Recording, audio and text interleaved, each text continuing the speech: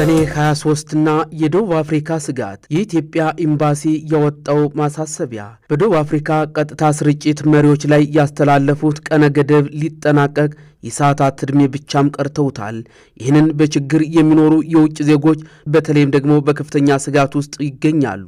በፕሪቶሪያ የኢትዮጵያ ኤምባሲዎች ሁኔታውን እየተከታተሉት ያሉ ሲሆን ጉዳዩ ግን አሳሳቢ መሆኑን በመግለጽ ዜጎች የዕለት ተዕለት እንቅስቃሴያቸው ፈተና ውስጥ ወድቋል። በደቡብ አፍሪካ የሚኖሩ ሀገራችንን ለቀው እንዲወጡ የሚሉ ድምጾች በርከት ብለው እየተሰሙ ይገኛሉ። ፕሪቶሪያ ተሳታፊ የኢትዮጵያ ኤምባሲ በደቡብ አፍሪካ ለሚገኙ ኢትዮጵያውያንም የጥንቃቄ መልእክቱን ማስተላልፏል። በአፍሪካ ምድር ላይ የተጋረጠው ጠልነትና የኢትዮጵያውያን እጣ ፈንታም ምን ሊሆን ይችላል የሚሉት ስጋቶች አሁንም እንደቀጠሉ ናቸው። በደቡብ አፍሪካ ስደተኞች እንዲወጡ የተቀመጠውን ቀነ ገደብ መቃረቡን ተከትሎ ነው እንግዲህ የኢትዮጵያ ኤምባሲ ዜጎች እንዲጠነቀቁ ያሳሰቡት ማለት ነው። የደቡብ አፍሪካ ጸረ ስደተኞች እንቅስቃሴ መሪዎች ስደተኞች ከሀገሪቱ እንዲወጡ ያስቀመጡት ቀነ ገደብ መቃረቡን ተከትሎም በፕሪቶሪያ የሚገኘው የኢትዮጵያ ኤምባሲ ኢትዮጵያን ስደተኞች ጥንቃቄ እንዲያደርጉም አሳስቧል። ደቡብ አፍሪካ ውስጥ የሚገኙ ስደተኞች እስከሚቀጥለው ሳምንት ማክሰኞ ሰኔ 23 ቀን 2018 ዓ.ም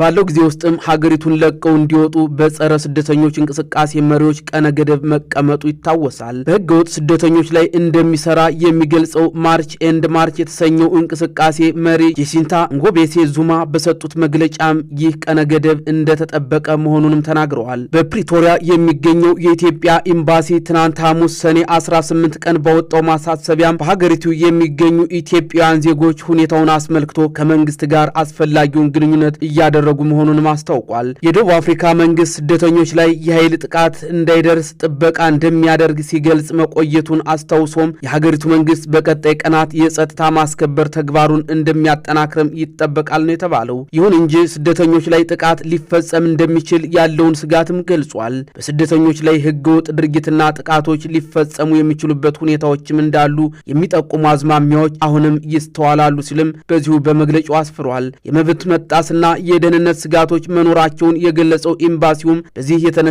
በሀገሪቱ የሚገኙ ኢትዮጵያውያን ስደተኞች የዕለት ተዕለት እንቅስቃሴያቸውን ጥንቃቄ በተሞላበት ሁኔታ እንድታደርጉ ሲልም ዜጎቹን አሳስቧል። በየአካባቢያቸው ከሚገኙ የመንግስት አካላትና የኮሚኒቲ አደረጃጀቶች ጋር የቅርብ ግንኙነት እንዲያደርጉም መክሯል። ከነዚህ አካላት ጋር መረጃ በመለዋወጥም ከወዲሁ አስፈላጊውን ጥንቃቄ እንድታደርጉ ሲል ይኸው ኤምባሲው ማሳሰቢያውንም አክሏል። ኤምባሲው ከሁለት ወር በፊት በቀናት ልዩነት 4 ኢትዮጵያውያን መገደላቸው በተሰማበት ወቅትም የሀገሪቱ መንግስት ግድያውን በተመለከተም በአስቸኳይ እርምጃ እንዲወሰድና ችግር በሚታይባቸው አካባቢዎች ልዩ ጥበቃ እንዲያደርግ መጠየቁንም አስታውቆ ነበር። ኤምባሲው በወቅቱ ባወጣው መግለጫም ግድያዎቹ በደቡብ አፍሪካ ከሚታየው መጤ ጠልነት ጋር የተያያዙ ሊሆን እንደሚችልም ገልጾ ነበር። ከዚያ ጊዜ በኋላም ደቡብ አፍሪካ ውስጥ የሚካሄዱ የጸረ ስደተኞች ሰልፎች ተበራክተዋል።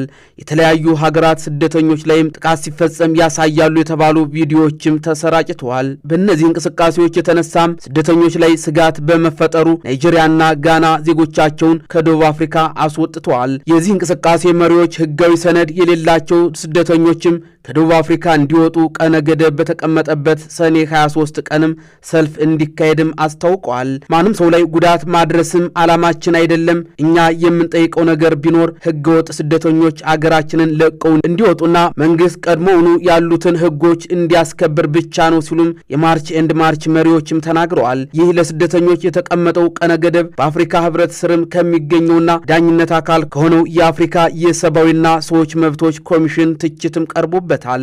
ኮሚሽኑ ትናንት ሐሙስ ባወጣው መግለጫም ደቡብ አፍሪካ ውስጥ የሚገኙ የተደራጁ ቡድኖችም በሌሎች የአፍሪካ ሀገራት ዜጎች ላይም ያስቀመጡት ቀነ ገደብ ጥልቅ ስጋት እንደተሰማውም ገልጿል። መግለጫው ኮሚሽኑ ኦፕሬሽን ዱዱላና ማርች በተባሉ የተደራጁ ቡድኖች በተለይም ደግሞ ከሌሎች የአፍሪካ ሀገራት በመጡ ስደተኞች ላይ የሚፈጸሙትን የማስፈራራት የጥቃትና የኃይል እርምጃ ድርጊቶችንም አጥብቆ ያግዛልም ይላል። ይህ አይነቱ ድርጊትም በአፍሪካ የሰብአዊና ሰዎች መብቶች ቻርተር ላይ የተቀመጡ መሰረታዊ መብቶችን የሚጥስ እንደሆነም ኮሚሽኑ ገልጿል።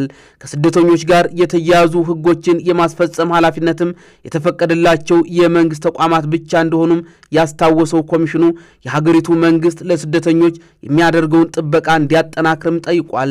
በህገወጥ የህግ ማስፈጸም እንቅስቃሴዎች ውስጥም የሚሳተፉ ቡድኖችን ለመበተንና ለመግታት ጠንካራ እርምጃ እንዲወስድም አሳስቧል። የአፍሪካ የሰብአዊና ሰዎች መብቶች ኮሚሽን ድርጅቶች በጽሑፉ ቢያወግዝም በደቡብ አፍሪካ ጎዳናዎች ላይ የሚታየው እውነታ ግን አሁንም አስፈሪ ሆኖ ቀጥሏል። ህግ የማስከበር ስልጣን በሌላቸው ቡድኖችም የሚሰነዘረው ማስፈራሪያ የተፈጥሮን ህይወትም አደጋ ላይ ጥሏል። የደቡብ አፍሪካ መንግስትም ጥበቃዎችን አደርጋለሁ የሚለውን ቃል በተግባር ያላሳየ ሆኗል። ይህ የሰኔ 23ቱ ቀነ ገደብ የአፍሪካውያን አንድነትና የደቡብ አፍሪካ የህግ የበላይነት የሚፈትን ትልቅ ክስተትም ሆኖ ይጠበቃል ነው የተባለው። ለዜጎች ሰላማዊ ቀናትንና ጊዜያትን እየተመኘን የዕለቱን ዝግጅታችን እዚህ ላይ ቋጭን።